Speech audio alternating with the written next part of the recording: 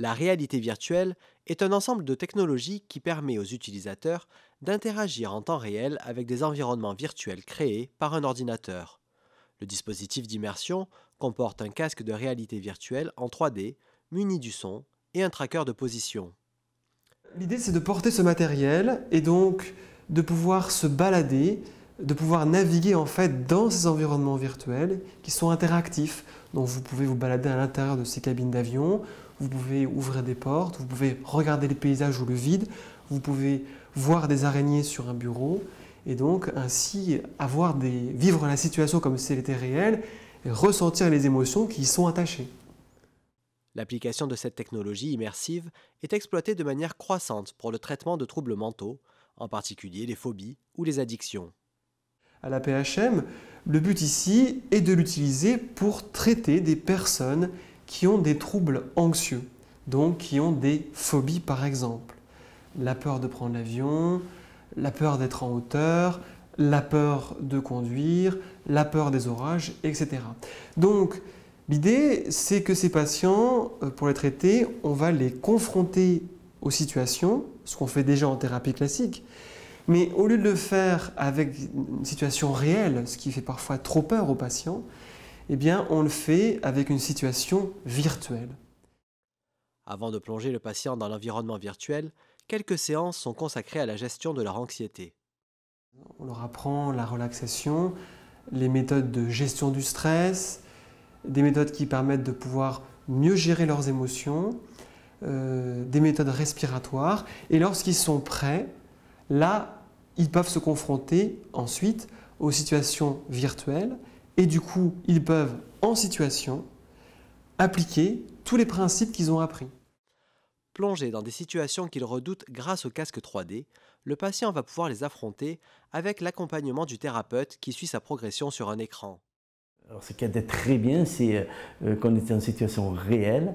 Par contre, c'est vrai, c'est pas, il faut s'habituer au volant, il faut s'habituer à la vitesse qui n'est pas tout à fait comme dans un véhicule, même si ça va vite. Mais là, bon, c'est pas sa voiture, mais on est dans la situation, je ne sais pas comment vous dire. Donc c'était très bon pour moi. L'intérêt de la réalité virtuelle est qu'il est possible de recréer n'importe quel environnement. Vous pouvez recréer toutes les situations. J'avais par exemple une personne qui avait peur de nager dans l'eau, et bien du coup on a recréé une plage avec une eau tropicale bleue et transparente, et la patiente a pu nager dans ces eaux virtuelles. J'avais une autre patiente qui avait peur des oiseaux, et bien du coup on a fait un parc avec des oiseaux qui voltaient autour d'elle. Donc effectivement on peut tout à fait traiter toutes les phobies. Après, au-delà des phobies, on peut aussi traiter eh bien, le tabac, puisque là en ce moment on a une étude pour justement aider les personnes à ne pas reprendre leur consommation tabagique grâce à la réalité virtuelle. Et on a aussi un protocole au cours duquel on utilise la relaxation, mais améliorée par la réalité virtuelle. Vous vous relaxez ainsi en portant un casque qui va montrer par exemple une plage tropicale au moment du coucher de soleil. Donc il n'y a pas de limite, on peut traiter toutes les phobies et beaucoup de troubles anxieux et aussi les problèmes qui sont liés aux addictions, dont le tabac. L'essai clinique concernant l'arrêt du tabac a pour objectif de tester l'efficacité de la réalité virtuelle sur les personnes qui ont décidé d'arrêter de fumer et veulent être sûres de ne pas reprendre. L'idée voilà, est venue parce qu'en fait il existe déjà plusieurs méthodes pour aider les gens à arrêter de fumer, que ce soit du patch à la gomme à mâcher, à l'acupuncture, à l'hypnose, voilà. Mais il y a beaucoup de rechutes, donc c'était d'essayer d'aider les gens à ne pas rechuter par une méthode qui maintenant est notre avenir, la réalité virtuelle, puisqu'on est dans un monde de nouvelles technologies. Ce nouveau traitement psychothérapeutique d'aide au maintien du sevrage tabagique, totalement gratuit, se déroule à raison de 3/4 d'heure par semaine pendant 2 mois. Un suivi régulier est mis en place au bout de 3, 6 et 12 mois. Nous avons 6 environnements dans lesquels nous proposons aux personnes d'être exposées à ces situations qui généralement vont leur donner envie de fumer. Donc comment ça se passe?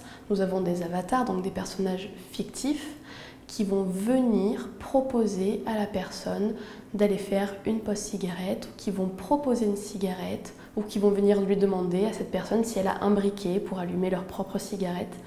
Donc tout ça dans le but de provoquer l'envie chez notre personne, chez notre patient, pour qu'ils puissent appliquer des méthodes de TCC, thérapie cognitive et comportementale, qui sont des méthodes en fait qui aident la personne à ne pas craquer, à trouver des stratégies pour ne pas prendre une cigarette lorsque l'envie se manifeste.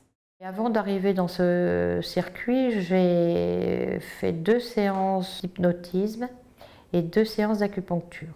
Mais je me suis surprise à fumer une cigarette de temps en temps et là j'ai dit oula, je suis sur la mauvaise pente. Donc j'avais encore cette envie. C'est pour ça que j'ai pris ce numéro de téléphone et j'ai appelé. C'est vrai qu'aujourd'hui je suis dans une étape où je n'ai pas envie. Si on ne me parle pas de cigarette, j'y pense même pas. Mais je ne saurais pas vous dire exactement la technique employée. Je sens que ça se fait naturellement.